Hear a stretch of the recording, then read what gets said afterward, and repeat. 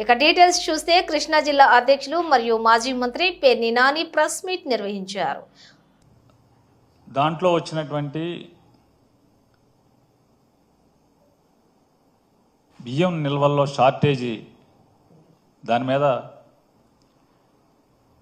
గడిచిన 10వ తారీఖు నుంచి ఇప్పటి వరకు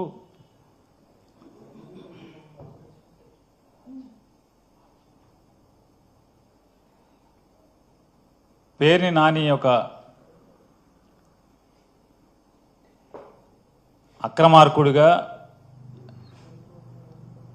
నేనేదో ఉద్దేశపూర్వకంగా తప్పుడు పనులు చేశానని చెప్పని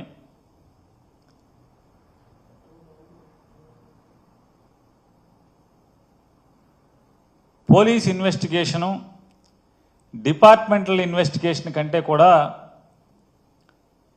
మీడియా సోషల్ మీడియా అత్యుత్సాహంతో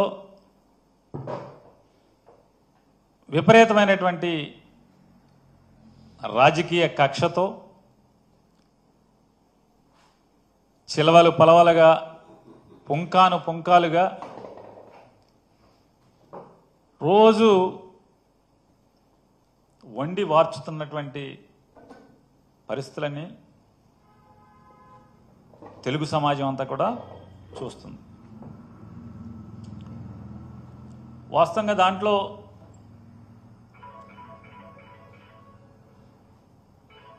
ఆవిడ నిర్మాణం చేసి రెంట్కి ఇచ్చినప్పటికి కూడా ఉన్నది ఒకటే గోడౌను. మా అత్తమామలు కానీ మేం కానీ అంటే ఆలోచన ఏంటంటే వయసు 60కి దగ్గరికి వెళ్తున్నాం, రిటైర్ అయితే లేకపోతే ఏ వ్యాపకం చేయలేని అంటే రిటైర్ అంటే ఏదైనా వ్యాపారమో లేకపోతే కాంట్రాక్ట్లో ఇంకోటో ఏదైనా వ్యాపారం చేయలేని పరిస్థితులు ఉంటే ఏదైనా రెంట్ వస్తుంది అనే ఆలోచనతో చేసినటువంటి నిర్మాణం. రెండోది ఏంటంటే పోర్టు తొందరలో పూర్తవుతుంది, ఎవరో ఒకళ్ళు వచ్చి రెంట్ తీసుకుంటారనేటువంటి నేపథ్యంలో దాన్ని నిర్మాణం చేసిన పరిస్థితులు. సాధారణంగా నేను కానీ నా శ్రీమతి గారు కానీ అసలు దాంట్లోకి వెళ్తాం అనేది దానికి వెళ్ళి రోజు వెళ్ళి చూడటం లేకపోతే మధ్యలో వెళ్ళి చూడటం ఇట్లాంటి డే టు డే ఆపరేషన్స్ అన్నీ కూడా మేనేజర్ని పెట్టుకుని స్టాఫ్ని పెట్టుకుని ఆపరేషన్స్ జరుగుతున్నాయి.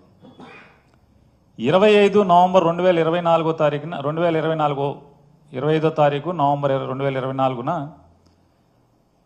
ఆ గోడౌన్స్ కేర్ టేకర్గా ఉన్నటువంటి అంటే అక్కడ ఆపరేషన్స్ చూస్తున్నటువంటి మేనేజరు వచ్చి షార్టేజీ కనపడుతుందండి, ఏంటో మాకు అర్థం కాలేదు, రికార్డ్స్ అన్ని చూసుకుంటే లారీ కాట ఏదో తేడా కనపడుతుందండి, వేరియేషన్ ఉంది అని చెప్పి